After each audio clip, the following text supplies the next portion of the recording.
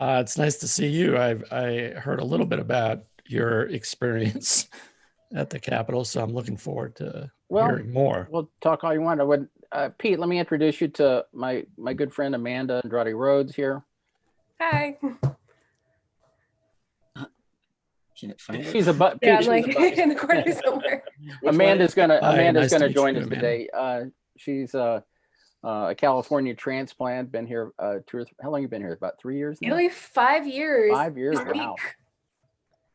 So, Well, but I've been freelancing in DC for a year and a half. Before that, I had a staff job at a lifestyle magazine. But yeah, so I've been freelancing for a little less than 2 years though. Scott, do you want to go ahead and just do an introduction for Amanda? I mean, you know her a little better than I do, or much more than I do. Well, as I was saying earlier, Amanda reminds me of how I was and how a lot of photographers are when they're 25, 27 years old, and you find the thing that you were meant to do, and she has more passion and energy and enthusiasm than any other photographer I know around here, and it's always a joy to see her. She's made great strides, and I also thought that it would be interesting for you to hear from someone who wasn't who hadn't been around for 30 years, and for whom and like so many people who cover Congress, Amanda, wouldn't you say this, that there were most of the folks who are around here are here to cover politics, and being thrust into the middle of something like January 6th is it's a little bit of a surprise. Yeah, absolutely. I mean, honestly, like so I'm a freelance photographer and I mostly work for the Washington Post, but I also work for Bloomberg or whoever else hires me. And so I do cover politics like some of the time, but unlike a lot of people in DC, I also cover stuff outside the Hill. Like I do a lot of local news assignments. So it's definitely interesting coming on the Hill that I get to wear like nice pants and slightly fancier shoes, and then as opposed to being outside. But yeah, I can talk now. That's great. Yeah, I'm happy to talk about it. So Amanda, did you actually have an assignment that day to cover this? So weirdly, I was actually asked to hire a group of Latinos coming in from Florida to go to the rally. Right. But they didn't. Two of my sources bailed on me. And so I guess basically when pivoted around to go do general kind of history coverage on it. Right. And then honestly, I kind of knew it'd be different when I got there. I brought my gas mask in my bag. But are you talking about the rally down on the ellipse or on the Hill? I stayed on Capitol Hill the entire time because I was trying to find the little Florida contingency that just didn't materialize. So there was no point I was downtown. I was on Capitol Hill the entire day. Amanda, before you get started in your presentation, I just real quick, she has to leave right at the stroke of noon our time, so I'm going to let her jump in there. But real quick, I just wanted to say hi to everybody and thanks for joining us on the January meeting. If I could have everybody, we got a lot of people on today, which is great. It's good to see everybody. If you could put your Zoom on mute while the presentation's going on, and then of course remember to unmute it when you want to ask a question. Amanda's going to leave some time later on. Then we're going to jump over to Scott, and he's going to talk about his viewpoint from the incident at the Capitol. Yeah, I tell you, the reason I wanted Amanda to join us is because my viewpoint was very limited. As I said, what I could see of the attacks on the Capitol was, it was like looking through a soda straw. It was very limited, but it also goes to, I would say, I'm very proud of our community of photojournalists for how they performed on the 6th, because like I said, they're not, so many of them aren't rushing off to cover wars or conflict at other places. I've done some of that, but I'm sure the violence and everything took some people by surprise, but my viewpoint from the inside was so limited, and Amanda can kind of tell you a little bit about how it affected her, how it grew. I mean, by this time we've all seen so many analysis on the news, TV, but just fighting your way through the crowd was probably something you've never done. understand you have some bruises to prove it. Yeah, my leg looks fine now, but I got hit with 4 rubber bullets from Capitol Police that day. And like I had so much adrenaline, I didn't even realize how many times I'd been hit until the next day. And you know, it looked pretty terrible for like kind of a while. And actually, like I still have some swelling and some bruising, and it's been like a few weeks now. And I talked to a doctor. He said it might be a couple months. So, but yeah, it was definitely pretty tense. And but I mean, like I said, when I got there, I was pretty immediately aware this would be different. I'd covered the Million MAGA March, and like you know, I'd been covering like all the civil unrest this summer, and things were just different very quickly. I saw people had a lot of like combat gear on, and it was pretty evident immediately that people had come for a fight. Although some woman had approached me at one point and was like, "Oh, I got into the Capitol with Eamon Bundy. We're gonna get in the Capitol," which honestly, like I did not believe. Like I said, I work in the Capitol, like I know how secure it is. And it was just kind of hard to believe that that would happen. I'm gonna move over to slideshow really quickly and share my screen. 1 second, sorry.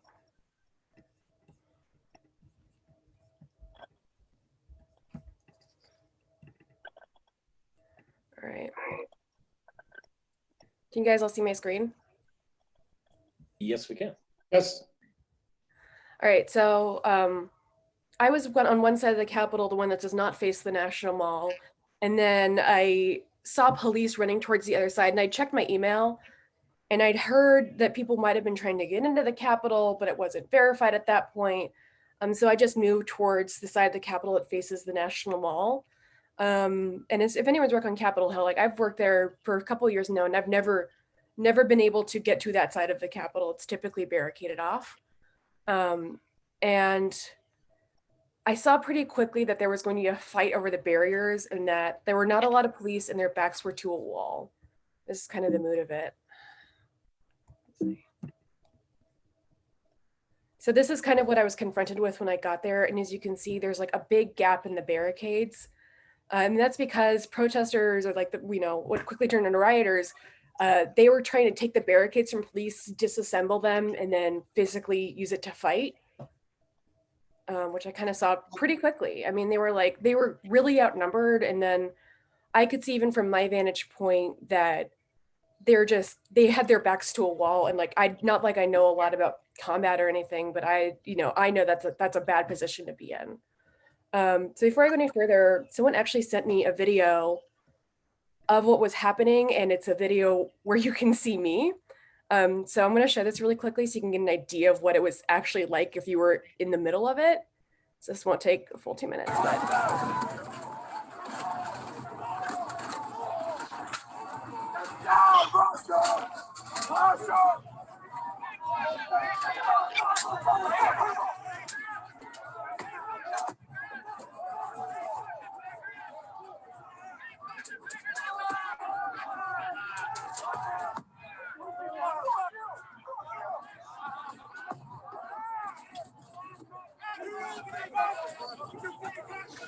You know, since they were getting ready for the inauguration, there was so much equipment, scaffolding, pipes, things like that laying around that were put to use by the crowd. Yeah. And that's, I mean, like, I'm sure you guys have seen photos of, like, there were like scaffolding that they climbed up later on. But.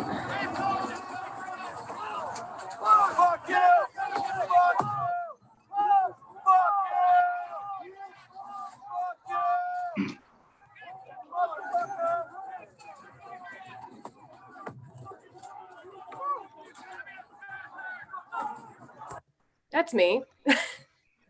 Fortunately, because my hair is dyed, it tends to be pretty easily spottable. So yeah, I was in the middle of that, and actually this is around the time when I was shot in the leg. And typically the way I handle situations like this is like, I've always been taught, like especially as a woman, that you need to keep an exit at all times, regardless of what situation you're in. And like, once you're raised with that, it kind of becomes second nature.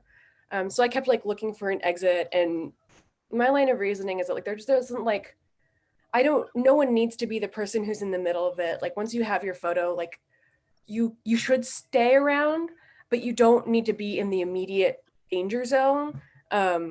If you already have something that like tells that story. So I was kind of like getting in the middle of it and then like backing out a few feet and then getting in the middle of it and then backing out a few feet. Just because like also I'm a woman, and actually at that time I'd had my gas mask on, which I forgot. It had press on it. I had it written like on paper, like or excuse me, on a piece of tape. Because in an earlier protest, I didn't want police to mistake me for, a protester and come to harm that way. So I didn't want to necessarily make myself a bigger target than I already was, like a woman alone in this crowd.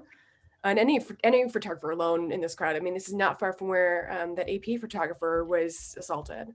Were you accosted at all here, or did anybody question you about who you worked for? Yes. Like happened to the New York Times photographer and others? Yeah, so actually this is the first time in my career I'd ever been told by an editor to hide my credential. And I actually did forget about the tape on my gas mask. I'd taken off my bike helmet earlier. But I'd heard people were getting in the Capitol, but honestly, I didn't believe it. And things were so tense, I thought I would have to take shelter in the Capitol, which like seems absolutely insane now. Because I mean, I did not believe that they were getting in until like a couple hours later, until I saw it with my own eyes. Well, it's a huge campus. I mean, it's Yes. it's like a university campus. I don't know how many acres it is, but yeah, it's over 36 blocks. And no one photographer could have covered everything. Yeah. It's like each one of us had covered our own little dot of the mosaic for the whole picture. Right, absolutely. Which is, I mean, gotta say, it's kind of the nice thing about working in DC is that there are, it does have a lot of photographers, and like when you go in with a team, like you do coordinate. What some of my friends and colleagues and I do is, if we go into a situation like this, we will location share on our phones, just to double check and make sure if someone's okay or if they're nearby and they need a little bit of a check-in. But yeah, I mean, this is how close I was getting. And actually you can see the man in the helmet in that video as well. But I mean, you can see in the back, like there is no one behind them, and that's a wall. So at that point I'd been hit in the leg, and I realized I should probably go file. Because I hadn't done it in a while, and I wasn't even sure like what was being sent into the post at that point. Like being a freelancer, I think I don't have access to like their Slack communications or anything like that. But it wound up being so cold, my laptop died, and I was just like, something else is happening around the corner, so forget filing, I'll do it in a bit. Yeah, even people who were, have FTP modules on their cameras or can file from their cameras, in that crowd, so many people were, journalists were unable to file because so many of the people in the crowd, the protesters, were live streaming everything, and they were eating up all the bandwidth. Right. And honestly, I mean, this happens at a lot of protests like, these days. I mean, it's interesting. Like I've actually never lived in a time in journalism where I didn't have issues with bandwidth because there were so many people streaming. I've never, I'm 27. I started shooting for my student newspaper in college when I was 19, and when I was 17, and I started freelancing when I was 19. And I've never lived in an era where like I wasn't the only person transmitting images, even if I was the only journalist there. But they were starting to use chemical weapons, but definitely mostly pepper spray, a lot of like flashbangs. I honestly, I kind of begrudged buying a gas mask earlier this year because it was expensive. It was like $300, especially if you have a glasses attachment. And this is the first time I'd actually like paused to put it on because I knew things would get really bad, and I was very glad I did. But I mean, I wasn't impacted by the chemical irritants, at least, which was good, because I've been hit quite a bit this summer with pepper spray and tear gas, and it's very unpleasant, obviously. And this is like another moment which I wanted to point out. Like this is when people were coming into like the barricades where they were set up for inauguration. And I realized like I had a moment to go up those stairs and maybe get a shot, but that just seemed like a very dumb idea because it's confined and it's a set of stairs and I'm media, and I didn't want to, be shoved down a set of stairs or thrown into a crowd. This reminds me of the problem of scale of like when you're on the the deck of an aircraft carrier do you even know you're on a boat? Right. And Right. what's really important here is being able to also, you know, I see where it's a toss up between showing the human emotion of what's going on and also giving it a sense of place. Yeah. And honestly, and I had a few more photos of like where you can see the Capitol in the background, but it's weird, this like big white barricade, you know, with the sheeting, it becomes like it almost like distorts it a little bit. And I turned in a few photos like with the Capitol in it, but definitely seeing the people go up the stairs is like when I realized like exactly how overrun everything was. Yeah, this is the area that was being prepared for the presidential inauguration, which Pete knows so well. The scaffolding, the camera stands, all of that this is on the west front of the Capitol. Right. Yeah, I mean, it's just like it's you know, it's unusual that it looks like that in general. But I mean, it just wound up giving, I think, the rioters like a lot of leverage. Also, I mean, what was really interesting about this particular event, besides like the fact that it was an insurrection, a lot of people really came out in like bizarre costumes. Besides, you know, cosplaying as military. I mean, they came up in stuff like this and with like very kitschy gear. And it was kind of wild to see them this happen as well.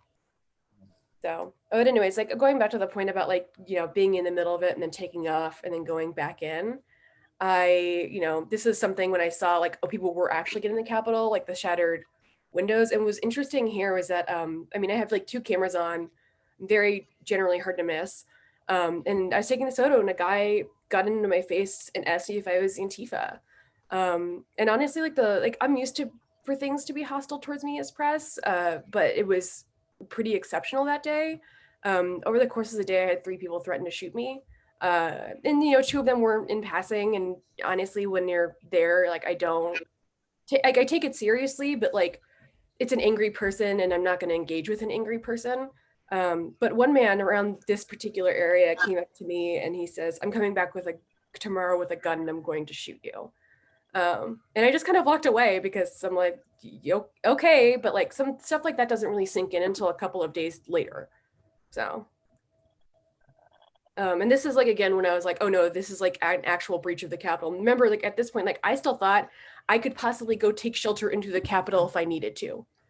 And it just became clear as soon as I got closer that that would just like not be the case. And there were more police showing up at this point. Is this the east front?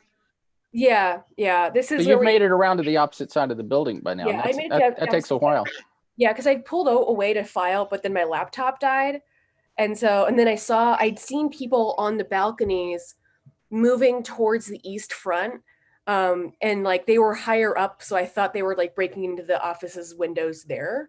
So I just kind of like followed them that way. Because I figured they were, you know, I wasn't sure necessarily that I needed to be in the same fray I'd been in before. Because I know a lot of the time, like I find it's difficult to get out of those situations, but it's also really important to keep moving. You know, stay if you think something is interesting is happening, but at the same time though, like you don't want to lose that sense of like broad vision of what's happening. And actually earlier this day, this had all been blocked off by security barricades. So when I'd initially gone to cover the West Front, this was inaccessible. And so I was kind of curious to see like how people had gotten there and like if they had actually breached it on this side, and they had. So, and this is like, I came into a side of the Capitol that like I've never been to before because it's typically blocked off, you know, in non-inauguration times. And this is like on the north side of the Capitol, if you're at all familiar. And I saw people trying to get in, and like as they were breaking in the door, something was being thrown at them. It was like, I believe later it was like fire extinguishers or some kind of like smoke bomb. But like what you can't see in this is that there's a door here, but it's so incredibly heavy. People were just trying to break in and like we're having no luck. But I think some people did get in eventually, but I think a lot of people who were trying to get in didn't necessarily, they actually, from what I'd heard from a lot of them is that they did not expect resistance from police. And they believed the police were on their side, and very quickly it turned into like back the blue, which is what I'd heard at every single, you know, Trump-related event for, you know, the past years, and it became fuck the police, kill the cops, and like, you know, I was really shocked by that turn, Not especially shocked. It seemed like it would happen, but it was, very, very much like a 180 very quickly. And so this is like as I ventured farther on back onto the west front, but it's on like the balcony level where Joe Biden was later sworn in, and it's pretty close to Nancy Pelosi's office. If you kind of know your Capitol geography. There was a woman who died. One of the protesters, a woman who died not far from there. Yeah. She got just trampled by the crowd. They evacuated her. I think they pulled her. Right there fighting the police, but they handed her over to the police to take her inside to the Capitol, where medics attended to her, but she died on the way to the hospital. Yeah, and honestly, that was the only part that really scared me this whole time was actually in those first few images I showed you. I was getting, the police were pushing, the protesters were pushing in the opposite direction. I was in the middle. And I have 2 cameras on me, and I realized I didn't have an out. And this is, I think, being a woman's interest in these situations is good and bad. Because at one point I was trying to get out, and it's kind of difficult to climb walls with cameras. It just takes more work. And so I was about to try and do it, and a guy grabbed my hand and helped me get over a fence at one point. Which is something that I think is would not happen if I was a man. But yeah, this is when I circled back around to the west side. And then at this point, it actually became clear that there were more types of police. It wasn't just Capitol Police anymore. As you can see here, Capitol Police, but it's also Metropolitan Police. And in the back, you actually have what we think is Border Patrol. And they just you could tell they were biding their time. And then once they had enough numbers, then they moved people out en masse by just physically pushing them out. And at that point, I feel the numbers had turned pretty significantly. This was sometime after the curfew had been called. And it just, it became clear that the tide was turning very slightly, and they were trying to secure the Capitol. And actually, this goes back to my point about them believing the police were on their side. This woman was crying hysterically because she was why aren't the police letting us in? They're supposed to be with us. We're here for a revolution. And I found that absolutely just fascinating that she was weeping because she wasn't getting her way, that they weren't letting her in. But yeah, that's what was happening here. And eventually the Capitol did get a lot more secure, because I think a lot of people, once they heard the destruction, I'd heard people in the crowd saying we should leave because the curfew was coming up, and there were suddenly a lot more police than there were before. People had started to take off, and the diehards were left over. But this is a place, I'm sure everyone and their mother has now seen a photo of the big windows that are cracked. And it's the Columbus doors, and that's these doors. And actually I went back the next day also for the Post, and I went back to it, and this is the same place, and that's a Capitol Police officer in there. So yeah, that's kind of the rundown of one end. It was highly chaotic, but it just the vibe was immediately different when I got there. It was very clear people were intent on violence, and they came for it. And honestly, I was not especially surprised that inauguration went as smoothly as it did. However, I think the speculation among a lot of us is that it may get worse when the troops leave, and there's a sense of security. I know for my part, I'm now keeping all my safety gear in my car, which I always kind of did, but now I've invested in more gear, and it's in my car permanently now.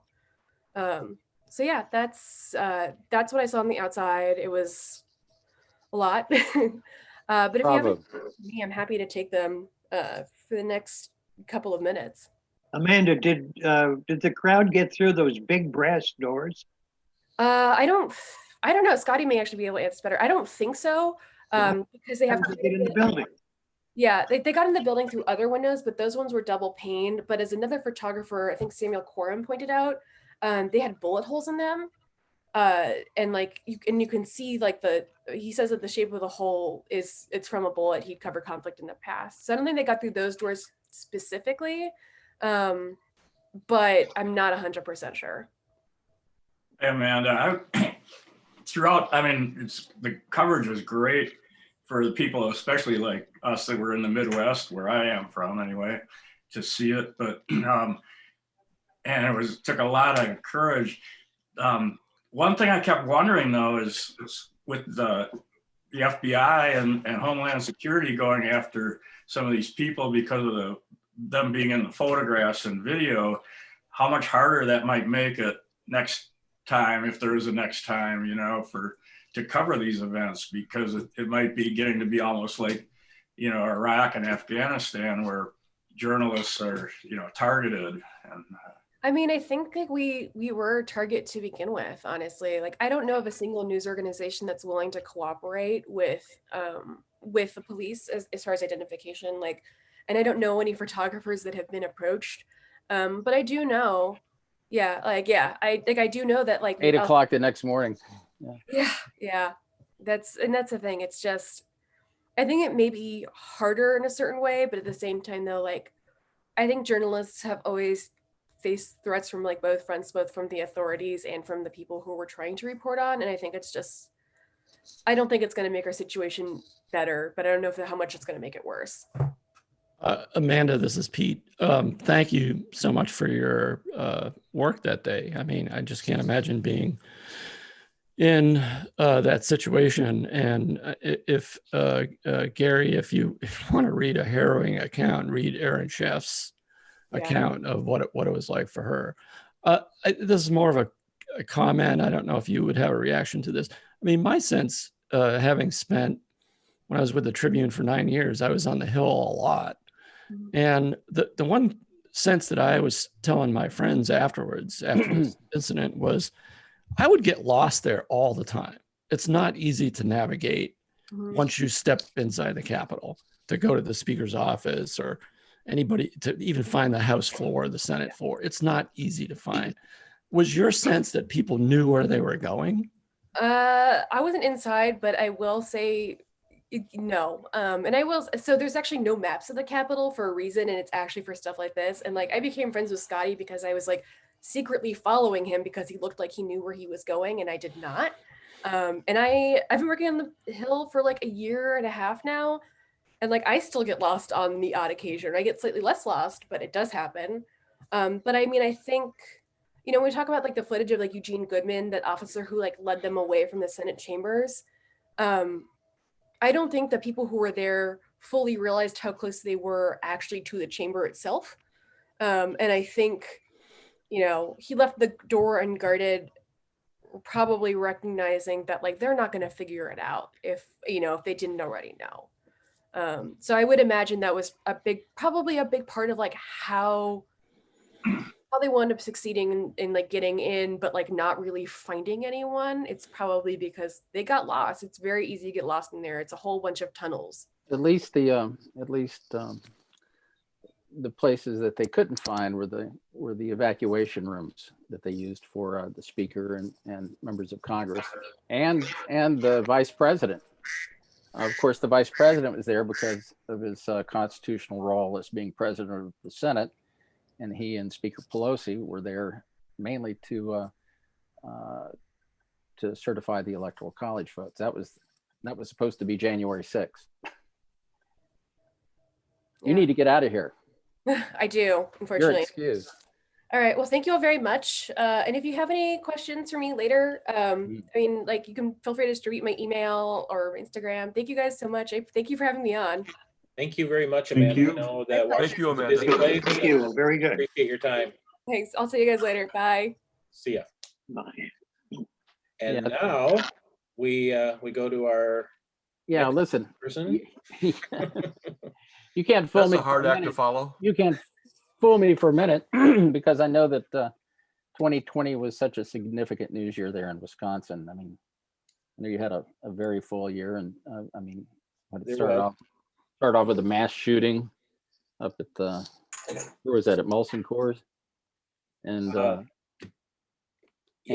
don't know, was anybody at any of the events? I don't know if we had anybody at Kenosha. Andy, you were there? well, certainly Kenosha. I did a lot of daytime and early evening Kenosha coverage. I was not there at night when things were really rough, when you would need a gas mask and body armor. Well, just the entire racial justice issue that happened in Kenosha, and you know, the planned Democratic convention. You know, I was looking forward to coming up and seeing you guys in Milwaukee, but it never happened. But mainly, you know, Wisconsin was a huge notable election background, because both Trump and Biden visited the state many times, and certainly the country's eyes were on Wisconsin when the votes were being counted. I can tell you what I want to do is like I said earlier, no single photographer could have covered every angle that day, and so there were, even though the news photographers here can be competitive, they're pretty collegial, but there were no rivals that day. Everyone just did what they could. And, you know, Amanda mentioned something about trying to, you never know who's going to be mad at you more, the police or the protesters. And I do know that some of the photographers, like my friend Wynn McNamee, who took all those great pictures of the rioters inside the Senate chamber, that they would shoot pictures and then retreat to a nearby office, close the door, and basically had to hide from the police. I'm not criticizing the police. I'm just saying that they were trying to make sure everyone that was supposed to be evacuated was out.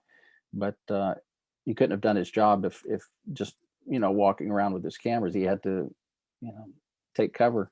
Now I need to share the screen here, right?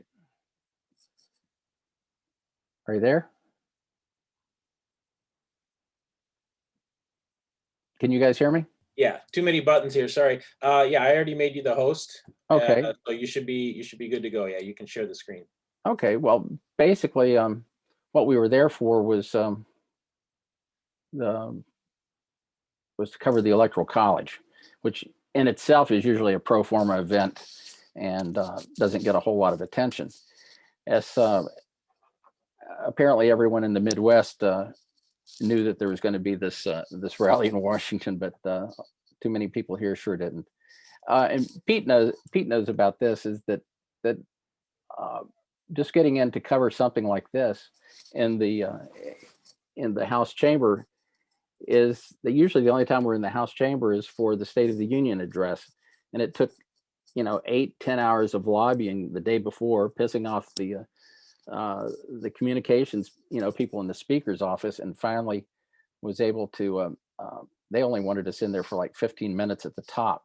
And can you imagine if we hadn't been in there, what we wouldn't have seen? This is the this picture gives me chills every time I see it. This is made by our Scott, we're not seeing your screen there, buddy. Okay. Well,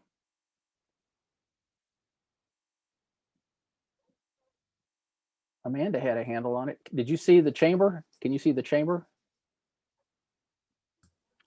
No, we don't see anything. I think that if you hit share screen, you might have to hit. There might be another button that you have to hit. Yeah. Oh, somehow it got. Okay, we got it now. We Okay. Can you see the chamber? No, we see the blank screen. Are you using two monitors by any chance? Yeah, I am. So let just me make sure you click the right monitor. It says the host disabled participant screen sharing, and you're the host, I think. Okay, how's this?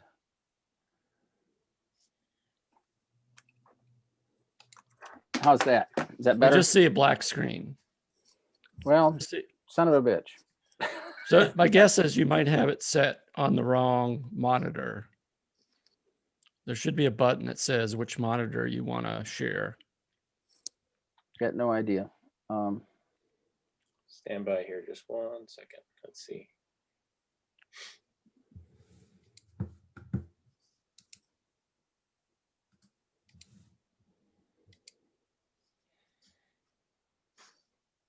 Scott, I'm going to reclaim the host and then okay, give it back to you and see if that works. Thanks. I didn't realize there was such a problem with the mutual screens. I've turned the other screens off. Okay, you're the host again. I still get a message that says, "Oh, here, wait. No, now you're there." It says There we go. Now we got it, Scott. We got it. Okay. I want to get rid of you guys, so let me move you out of the way. How about that? Can you see that? Yeah, I can see it. I see your first photo there of the chamber. Okay, well, that's the chamber. This is the can you see this at the White House now? Yeah. Yes. Okay, Yeah. okay, You're good now. Okay, great. Thank you for your patience, everyone. This is the creepiest picture I've ever seen. Politics aside, this is made by one of our New York photographers, John Manchilla. We had brought people in from out of town to help reinforce things and also to help out with getting ready for the inauguration. But this is what is it? It's just almost a mile, isn't it, Pete, from the White House to the Hill? I think it is. I think it's exactly a mile. Yeah, actually. exactly a mile. And so the protesters. This is not the bulk of the protesters, but they were there for the rally. Again, I was there to cover the start of the Electoral College process. I guess you could say that the protesters did succeed in their mission, which was to disrupt the process. This is Lauren Boebert, the pistol packing member of Congress who has pretty much forced the House of Representatives to have metal detectors at the entrance.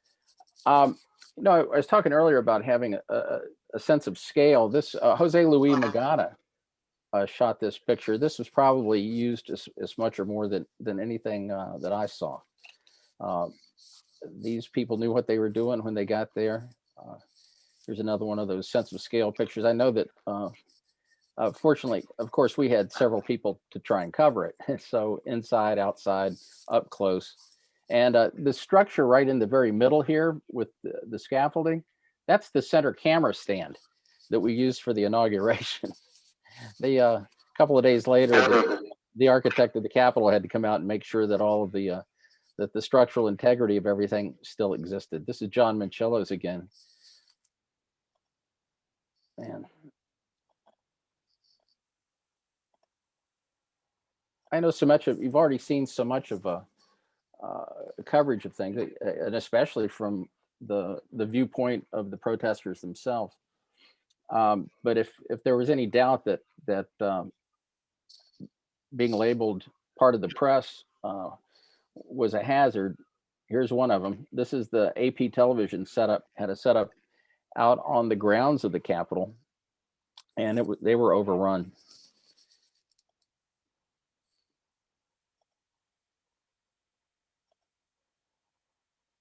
This is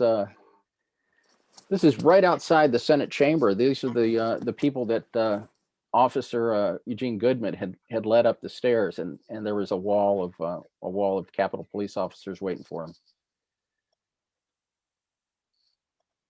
This is back over my view in the House chamber. By this time, people in the Sergeant at Arms office, which is the the top law enforcement part of the Capitol, had come over and announced to everyone's shock that there'd been a breach in the Capitol, but we weren't getting any specific information. At this point, they had started to tell people to prepare to evacuate. This man in the middle is a new representative. I guess he felt like he was going to take over and get in charge. Everyone, they had everybody pull out the evacuation hoods that had been under their seats for the last 18 years since preparing for the post 9/11 era. This is the Republican side of the aisle. These are the folks that had been doing the challenges to the certification of the states. It's hard to know what the officers were hearing, but they could not. They wanted to get through this door to evacuate lawmakers and other people, but they didn't know what was on the other side. And there's a little atrium in the middle on the other side of that door, and they couldn't hear, their colleagues out very far. And they eventually got it open. And this is a picture Andy Harnick made. I don't know why people felt the need to put on their evacuation hoods, but they'd been told to get them ready because there had been gas had been deployed in the rotunda pretty nearby. got a little dicey for a while. You could hear, the growl of the mob outside, and the woman that was shot trying to crawl through a window was just below this area. It's another of Andy's pictures. I see it from a different scene. About this time, they're evacuating everyone from all the press, all the lawmakers, everyone is gone. And one thing I do at my age is I can be, belligerent. And I just said I wasn't going to leave. And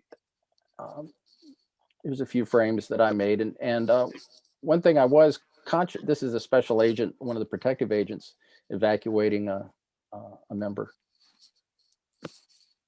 The crowd was on the other side of this window. This is the main entrance from the corridor into the House chamber. These are a couple of newly elected members from Texas. I guess there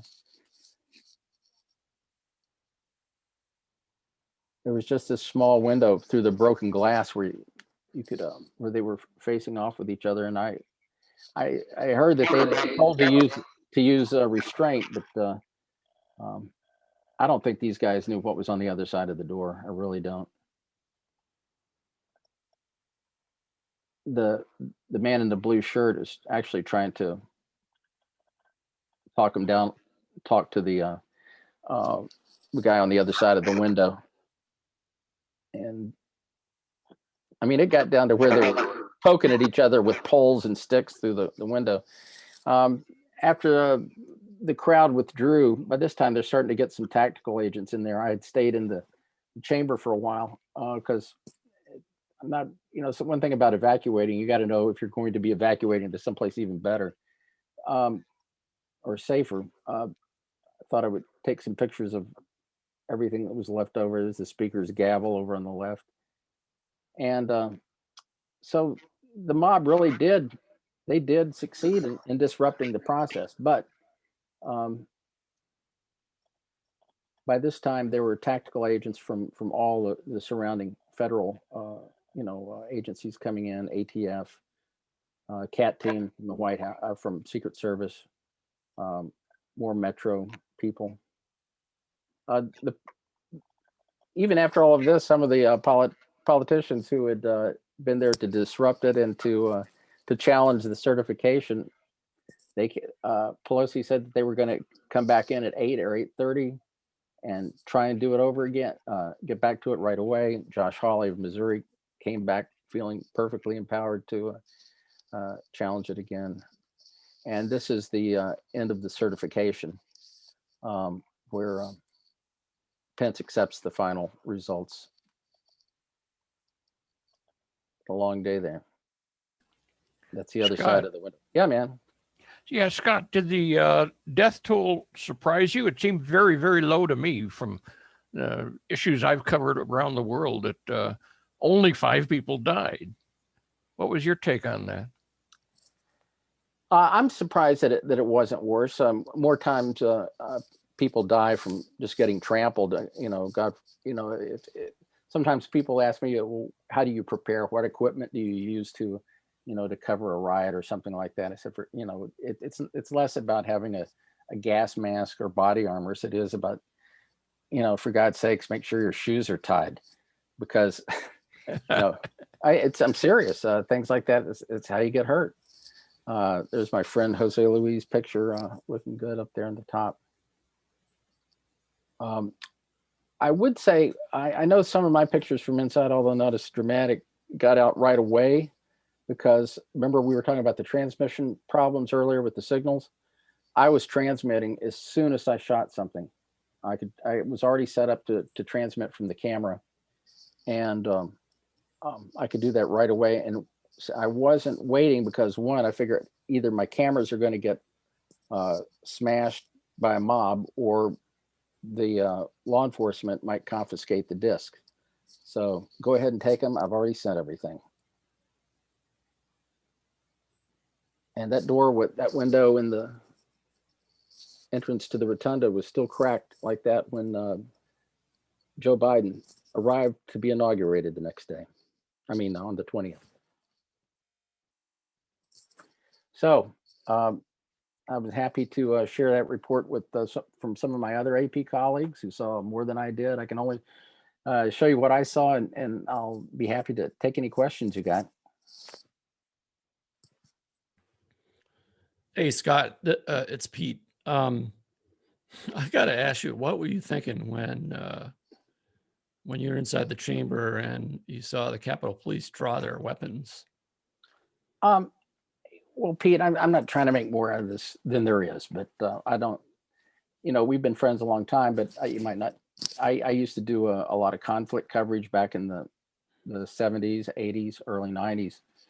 And, in Africa and the Middle East, Latin America. And I don't know, I'm not saying it for bravado that I wasn't terrified or anything, but I had an idea of what to expect.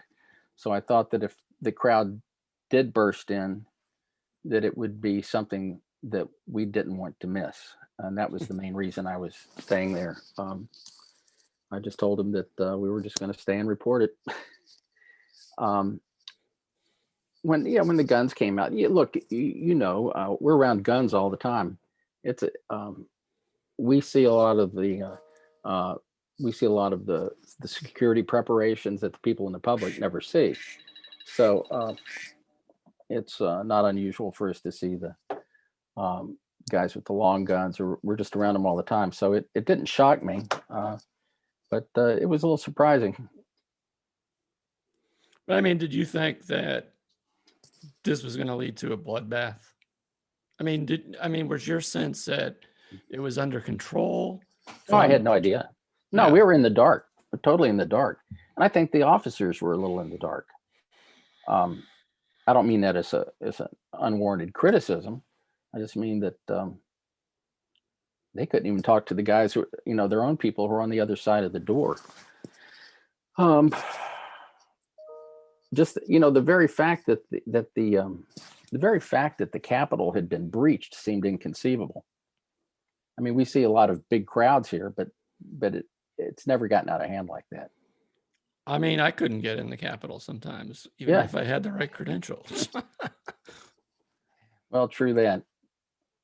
I think there's going to be, as we go forward here, there's already a lot of plans and proposals underway for enhanced security, which I know these are realities, but up till now, anyone could just walk. It was an open campus. Anyone could just walk on, skateboard across in the morning.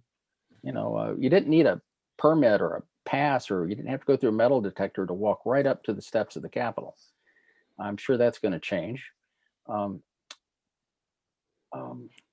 there what I mean, there's always been security in terms of getting in.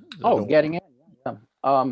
I do know one thing that the government, because of the separations between the government and the press, the government isn't allowed to say who's a journalist, who isn't. We don't license journalists in this country, but we've already been contacted. Because I'm the chairman of the Press Photographers Gallery here. And we've already been contacted by the Sergeant at Arms office and others for inquiries about how we go about our vetting process. It's a peer approval thing. Until now, we haven't had background checks or security checks, except when our members are applying to go to a national security event, such as a political convention or the inauguration. Then we might get a background check. How do you feel about that? Like, Well, as the chairman of the committee, are you going to object to any kind of background checks, or what? I mean, have you guys made us? We haven't met on it yet because we don't know what is going to be proposed. But you want me to unshare all this? No, you're good the way you are. Okay. But we'll see. Let's see what they say. Some people, it gets their hackles up anytime they talk about police or security involvement in the press. But we accept it. I mean, if we're in the travel pool for a flight on Air Force One, we we totally accept the fact that if you're going to walk into the White House or to Air Force One, that you're going to have a security check. So, but yeah, we'll see. Scott, Yes, hi. I read an assertion to photograph the guns drawn at the door, the confrontation, Yes. that one of the people was a member with a gun drawn was a member of Congress. Is that accurate? No, that is not accurate. There were two Okay. There were two members of Congress who were in the picture off and on, but they did not. They didn't have guns out. They were. They had actually helped carry over a couple of big, heavy padded benches to barricade the door. There's normally not anything there to barricade the door or lock it off or anything other than a little, probably 80-year-old brass lock on the door. And but they helped grab some big benches and things and pile it up. They piled it up just about shoulder high.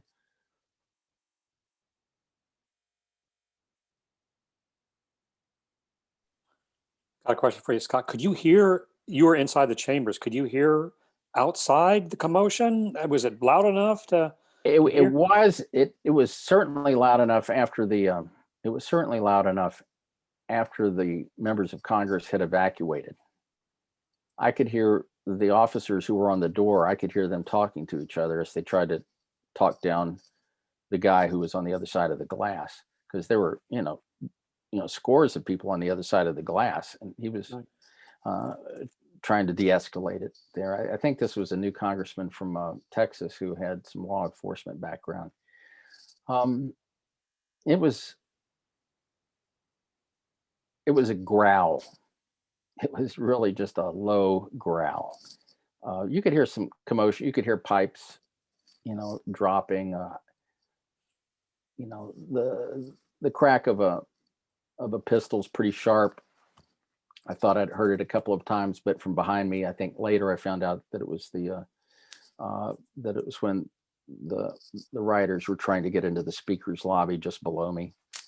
So, but you normally wouldn't hear that kind of commotion, would you? No, of course not. No. I think most of the mob entered sort of on the Senate side. The Capitol is it's a big building. It's evenly divided between the House and the Senate. Because I tell you, I think the tactical teams got to the House side pretty quick. But the mob was some of the video I've seen has been fascinating in the sense that they were strolling through the rotunda with all the the curiosity and awe that just about everybody who walks into the rotunda does. It almost seemed it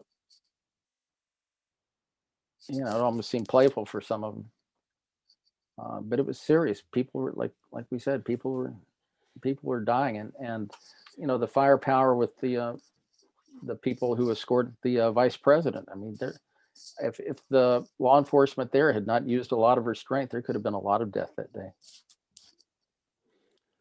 Scott, Pete Yes. here again. So just a couple of logistic questions. So in the House gallery, I mean, folks may not know, but the gallery of people's seat, where people are seated to watch, that's where you might get a spot to shoot from. Right. And then I'm assuming you were in that overhead spot, like above the podium. Exactly. Right? Where the And reporters sit. my colleague Andy Harnick had been on the opposite side watching the dais. Right. So the question I have is, at the joint session of Congress, they do let a pool photographer on the floor. Yes. Was there anyone on the floor? No, there was not. We barely. No, there's no one on the floor, and we were barely allowed to have, as I said, coverage anyway. If we hadn't argued for coverage the, day prior, but this was just the Electoral College. It wasn't the State of the Union. It wasn't.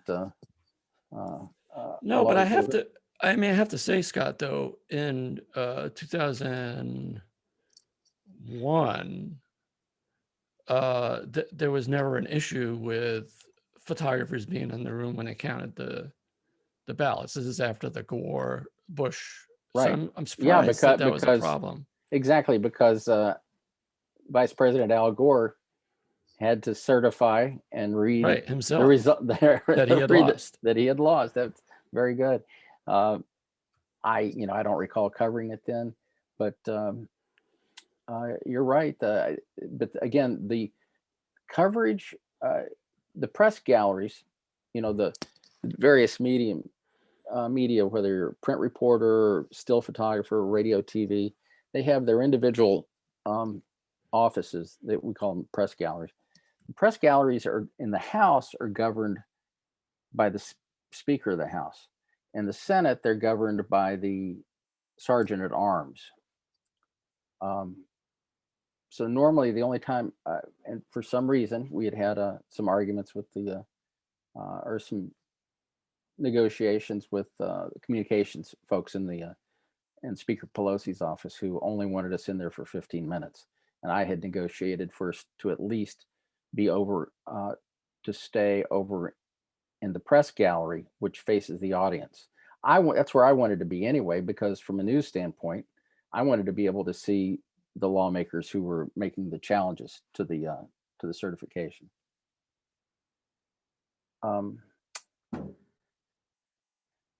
Yeah, see, if you stick around long enough covering Congress, you just might get a picture. So I hope that doesn't happen again anytime soon. The other question I had is, could you just walk us through how you file these days? The camera, well, there's some preparation on the front end. We load a generic caption into it. We're using the Sony A9 IIs. We load a generic caption into the camera. You can't change the caption between pictures, but I think that day I said that the presidential election votes are certified in the Electoral College meeting in the House chamber, date, city. But I also have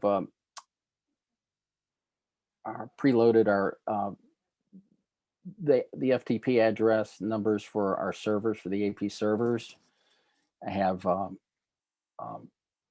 various Wi-Fi and cell phone and MiFi hotspots all programmed into the camera. It takes a while to do all that ahead of time, but otherwise you're going to have to take your disk out and go file in the laptop. But it was our intention all along to transmit quickly, as expediently as we can.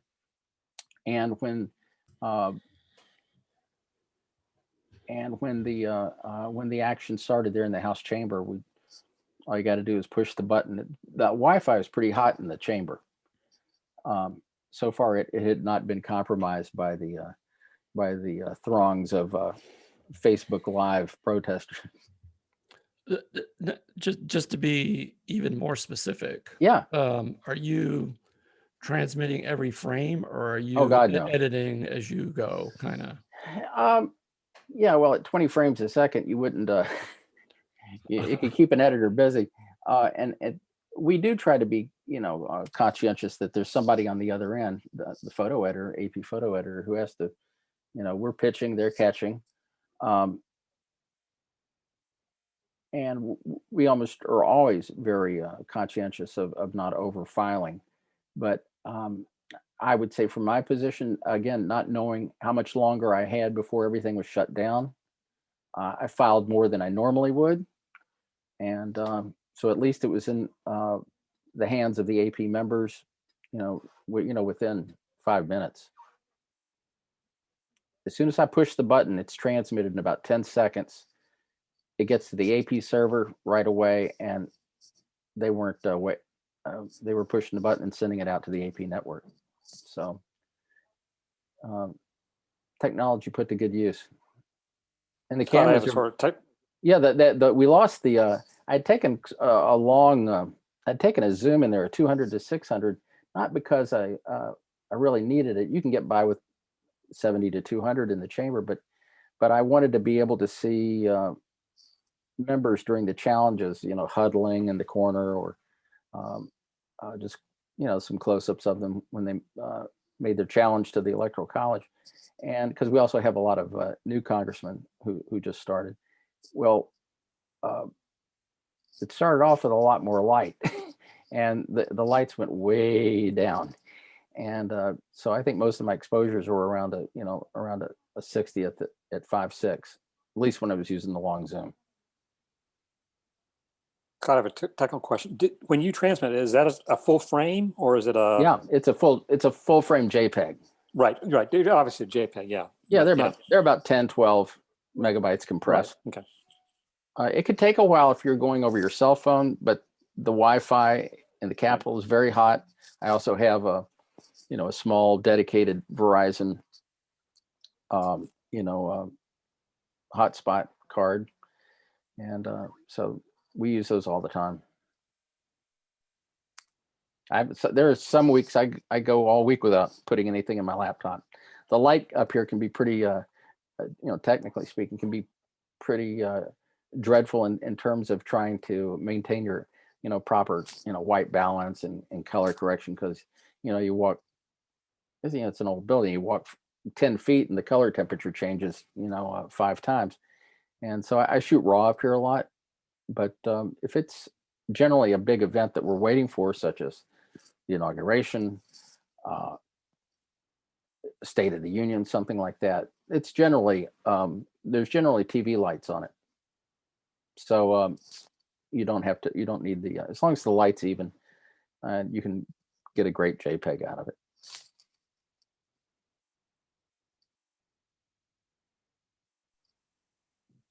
What's the shape in the Capitol now? Have they cleaned it up or?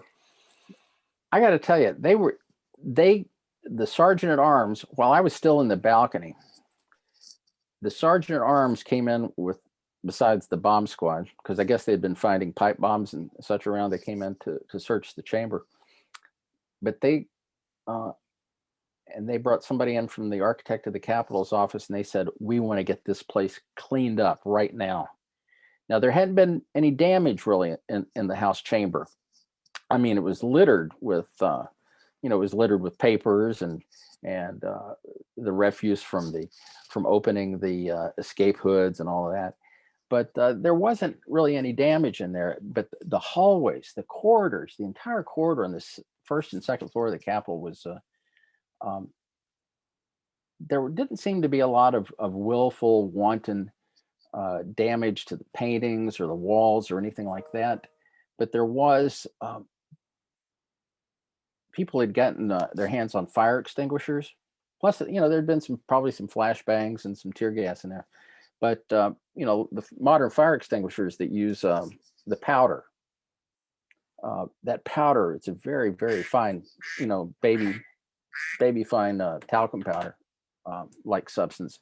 And they'll be cleaning that up for ages. And it hangs in the air. It made its way into everything.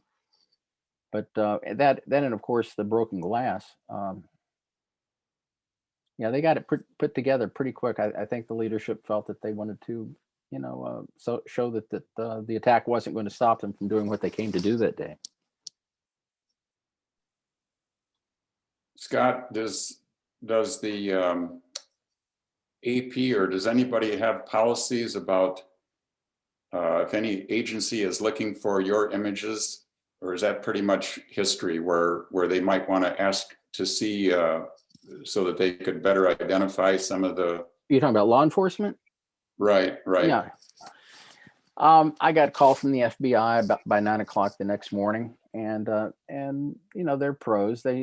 I told them, I said, obviously, that it's a delicate dance between law enforcement and the press agency. It's something that doesn't happen at my level. Okay. So I gave them the right numbers for our bureau chief and for the AP's general counsel in New York. And they got something worked out, but I don't know what it is, but there's such an abundance. There's an abundance of visual information out there. Obviously it seems to me that most of the IDs the law enforcement's making on the attack were, provided by the attackers themselves, which is the saddest thing of all this, that this was Americans attacking America. Were most of the first of all, how many AP photographers might have been on the grounds? Yeah, Inside and outside. there were two of us on the inside, me and Andy Harnick. John Manchillo, Julio Cortez outside, and our very capable stringer, Jose Luis Magana. And How would you, if you were assessing? Oh, and Manny Sinetta, he made the picture of the guy sort of giving up to the cops there. Go ahead. How would you assess the way you all performed under the circumstances? I mean, I'm just thinking, would you give yourselves an A? Well, I hadn't thought of it that way. Certainly, the people that were out in the crowd, my job was probably the easiest of all. I know our fellows on the grounds performed magnificently. They prevailed, and they have front pages to show for it. Again, I don't think it, in terms of competition and rivalry, I think all of myself and our fellows up here who work for Getty and AFP and the newspapers, that they all were very. Everybody had their frustrations. Everybody felt like, oh, if I'd only been here, I'd only been there. But not to mention there were people who were on vacation. They'd been trying to use up vacation before the inauguration. Well, I usually don't think about it in terms of giving myself a grade, but it's a fair question. I think in terms of, I would just give you an A. In terms of, thank you.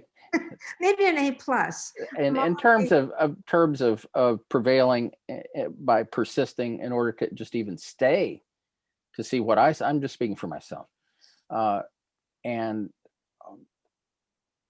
and to file immediately and have the results be used well. I would say that we did our jobs.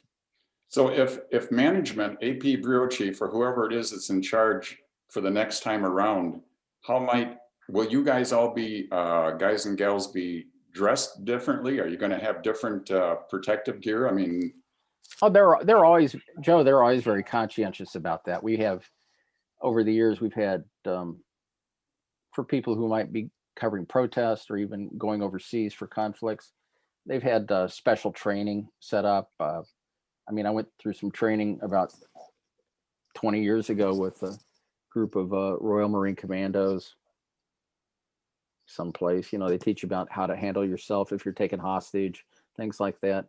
I got to tell you, I don't usually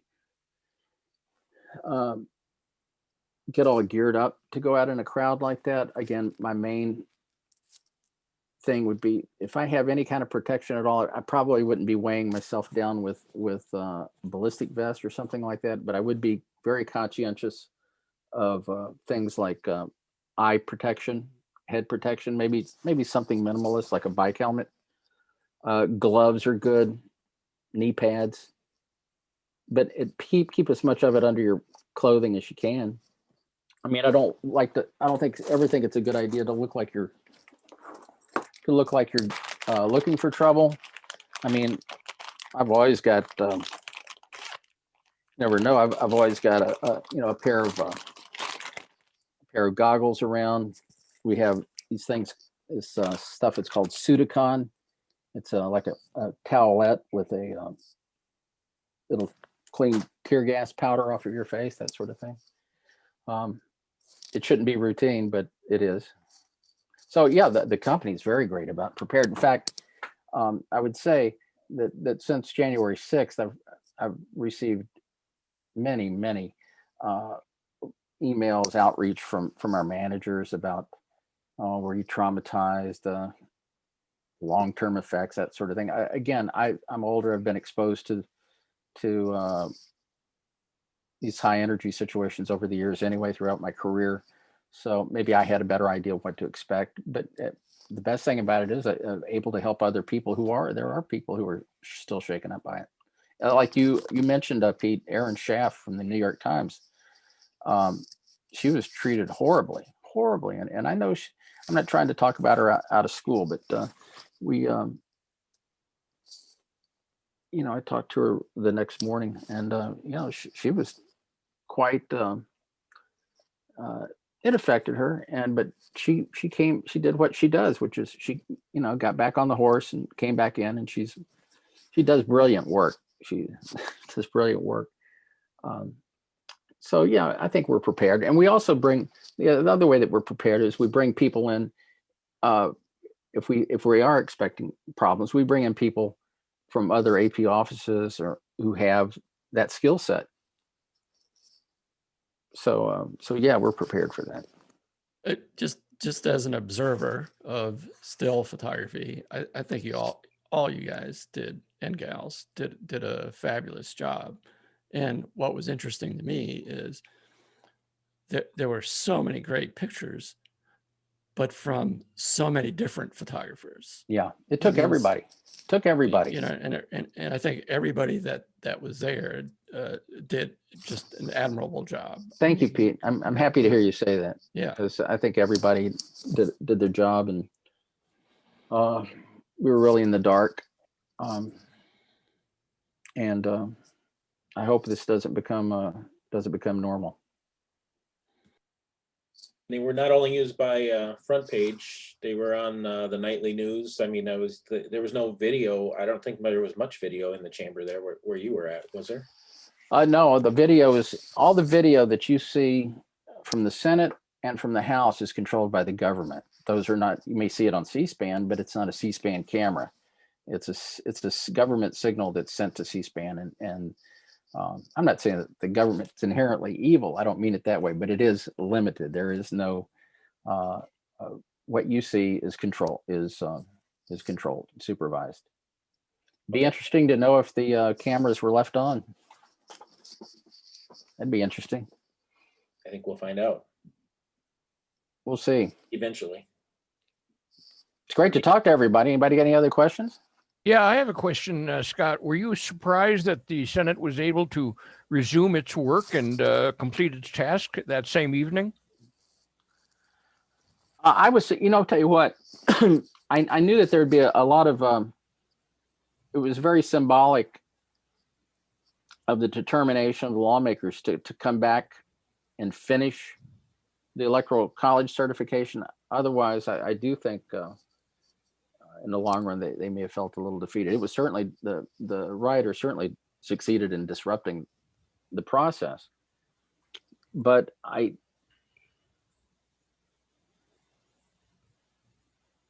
might mention that after I thought, I knew there was a hard shutdown at the Capitol at 6 o'clock. An FBI SWAT team came through sweeping the area where I was, and they said, they took me outside and just tossed me out. They didn't toss me out, but they said, no, because I have offices in the Capitol area that I could have gone to. No, everybody's out. And I thought that maybe they wouldn't be able to resume until the next day, maybe even the day after that. I was shocked that it was going to be 2 hours later. And well, by that time it's 8 o'clock, 8:30 in the evening. Andy Harnick, who my AP photo colleague who had been covering the House with me, he's an incredibly gifted photojournalist and wonderful eye and more energy. Well, we went back in. We went back to finish covering the Electoral College, and we stayed with it till about 2 a.m. when they finished. And I went back to my little office, made sure my, pardon me, made sure my files were archived, cut myself up some leftovers of a salad that I'd planned to eat the day before. And the clock started again at 8 a.m. I slept between 5 a.m. and 7 a.m. But we don't have too many days like that, so I put up with it. Thank heavens. Thank you very much, Scott, for joining us. What are you on? I tried to do a little quick math. question. Oh, yeah, Sure, Mark. Go ahead, Mark. Have you seen any or heard of changes in how the White House is being covered with the change in administration? How it's being covered? No, there's No No. difference in access or anything. No, I think there's certainly a structure in place that's a traditional structure that's always worked in terms of journalists accompanying the president when he leaves the White House, whether it's on an out-of-town trip or if it's to church and to get a bagel. So no, those traditions are pretty well set, and I think they'll be protected, and I don't think there'll be a problem. I think there's been, in terms of access, I think there'll be the new administration. They're no strangers to dealing with the press and governing. So I'm sure we'll see there'll be plenty of press coverage. Thank you. Surely. Anyone else want to throw one in there real quick? Nope. Scott, I just did a little math real quick. Are you on your 8th president now? Oh, I don't know. I got here at the end of the Carter administration. Okay. So I was here for the first Reagan inauguration. I haven't, certainly during that time, the AP, we'd cover the White House in a sort of a rotation. Pete's saying 8. 8, okay.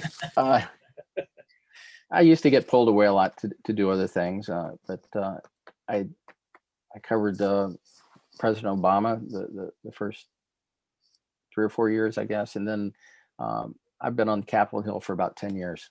It's the burden I bear for being able to get the names and the party affiliations right in my captions. Well, we appreciate your talent and the photos that you conveyed with the world. I mean, it doesn't probably seem like a big deal to you, but it's a big deal to us. And to have you join us here it was really a great experience I think I can speak for everybody. Yeah. Did you ever have to throw any elbows with Pete at all to get the shot, or no? Pete is the greatest gentleman. Pete really sets the standards for in terms of being a personal photographer, official photographer, that the official photographers can go anywhere they want, but still some of them insist on being in front of the press and for the 2 or 3 minutes that you're there. Pete was always aware of where we were and what we were looking for. He and just a pro and a gentleman, and I can't say enough. And not to mention the photography. I mean, you're a legend, and we miss you, buddy. Well, thanks for saying that, Scott. I mean it. I absolutely mean it. I was talking to somebody about you the other day about that you never. I was always conscious of that. I know. And I know a lot of people didn't like me because I happened to be the photographer when social media exploded. And as a result, the Obama administration released a lot of photos and people didn't like that, but it wasn't my doing. Just I've always known that I know that other agencies, photographers might say, gee, why can't we get in there and get some of those great intimate moments like Pete was getting with First Family? And well, you know what, it access or not, I mean, everything changes when you bring in a crowd. Yeah, no, that's it. And that's pretty obvious, and you have to recognize that and just be happy that we should be happy and pleased that that you can provide that viewpoint. What you did, it helps helps a country get to know the First Family, who the president is. I remember I was talking to David Kennerly a couple of weeks ago that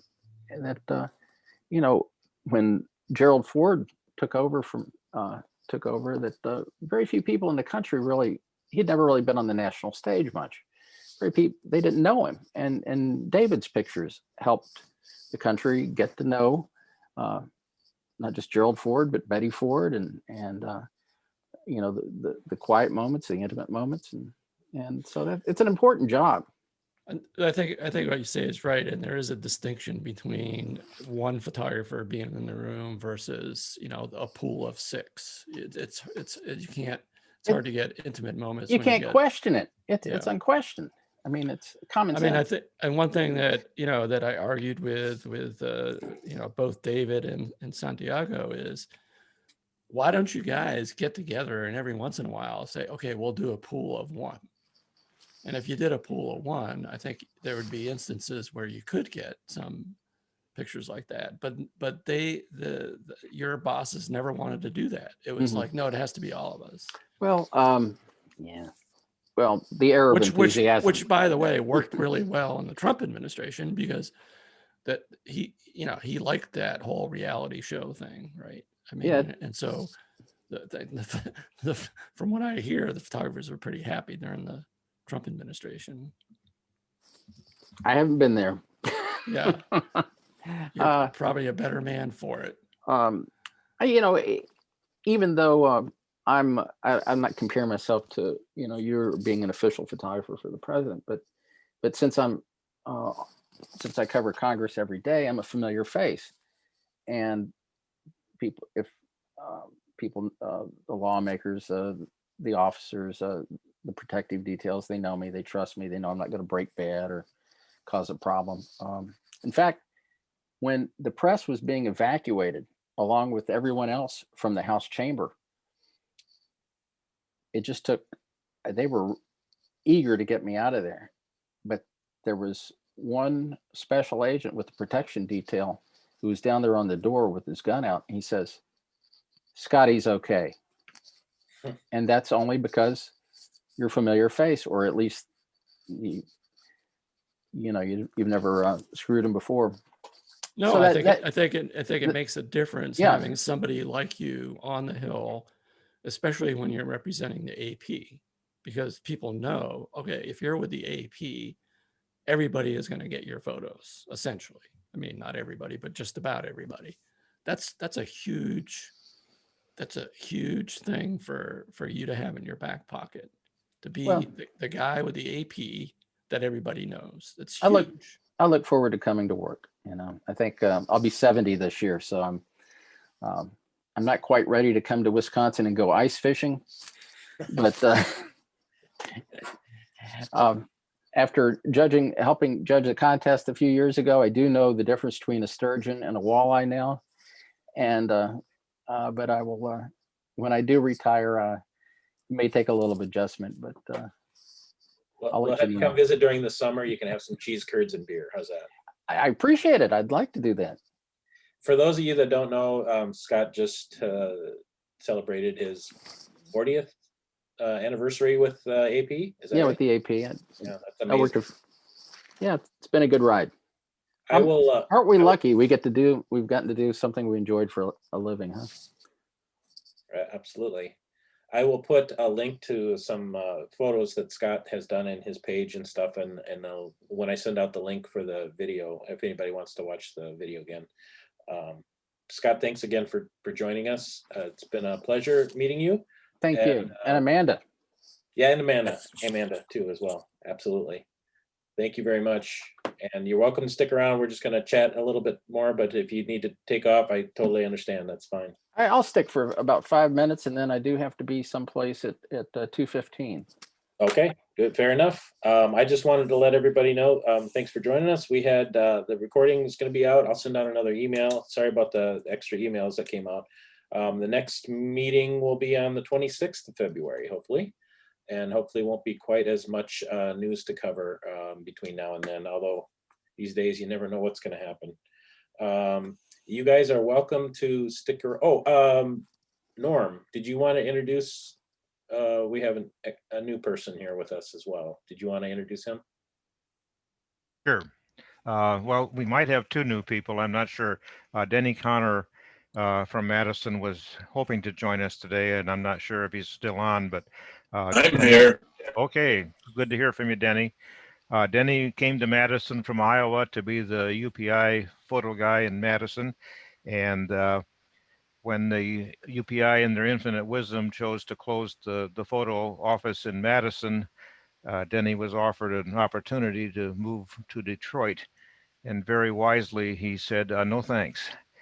But Denny and I worked together for a couple years in the 60s, and then we worked together for many years, served together in the Wisconsin National Guard Public Affairs Office. So we we welcome you, Denny, for being here, and hopefully you'll get a chance to share some of your experiences in the future here. We also have Neil Yulovich online today, and we all know Neil for winning the Pulitzer in 1970. Where's Neil? He's NU. NU, wow. NU. Hey, Neil. He's muted right now, but he's there. I love Neil. I'm unmuted, but I have one question for Scott. Neil, it's so nice to see you, buddy. It's so nice to see you, man. Now, the big question is, you really did sell Bibles when you were younger? No, I didn't sell Bibles when I was younger. I did have an instance one time where I was we were covering the government sort of a downfall of the Duvalier era in the dictatorship in Haiti back in the 80s, and the only way you could get out to the provinces where the revolution was to go down a particular road. It was always had government roadblocks, so the only people who went down that road were either journalists or missionaries. So I hid my cameras in the bottom of a bag of groceries and took all the Gideon Bibles out of my hotel. And when I got stopped at the roadblock, I could hand them a Bible. So I didn't sell Bibles as a kid, but rumors get started. I don't know. That's right. Anyway, it's great to see you again. Nice to see you, brother. Well, Neil, we all know Neil from his Pulitzer and his longtime work with the AP. But Neil and I met in Madison on the campus when we worked for the student newspaper, the Daily Cardinal. Neil, while he was in school, took flying lessons and got his pilot's license. And he took me for my first airplane ride ever. And it was quite exciting when he started demonstrating stall recovery techniques, which I don't recommend you show to people that are just flying for the first time. But in any case, I don't know if he's still flying or not, but it was fun. I did not fly for 50 years, more than 50 years, 55. And then I went back to it when I was 70. Cool. I try to fly about twice a month now. I'm more sensitive to people's stomachs and other sensations now when it comes to stalls and things like that. Okay. Well, I think the best summary of Neil is his skill, his knowledge, his personality came from Hal Buell when he once described Neil as his Renaissance man because of the variety of tasks that Hal was able to assign to Neil and the way you dove into them. So cool. So welcome, Neil and Denny. Appreciate your being here. It's wonderful to see you guys again. Appreciate the offer. It's great to see you, Neil. Hi, Steve. Been too long, Neil. Where are you, Steve? I'm down in Bloomington, Indiana, where I'm an emeritus professor, but my Sony cameras are close by here at the desk. So wonderful. You look good. You look good too, bud. I will just if anybody else has anything you'd like to say right now to the group. Otherwise, that's pretty much it for this meeting. If I will be, thank you, Scott. I'm going off to my day job. Okay. I'll see you guys later. It was great to talk to you. Yeah, really appreciate all your work. Great to see you, Neil. Thanks to see everybody who put this together. It's just terrific stuff. Thank you, Dean. That's right. It was a wonderful session. Yeah. Thank you all very much. We'll see you soon. Thanks, Scott. Glad you enjoyed it. Mark was our connection with Scott, so that worked out really well. I just happened to see a tweet from the AP about Scott's work and him sitting in the chamber by himself, and that kind of was the guy I was shooting for. And then, as it turns out, Mark had corresponded or had spoken with him before in the past, and so he was our connection. So thank you for that, and thanks, Norm, for the introductions. I will let you guys chat as much as you'd like if you'd like to stick around, and I'm going to stop the recording actually right now. But if you guys want to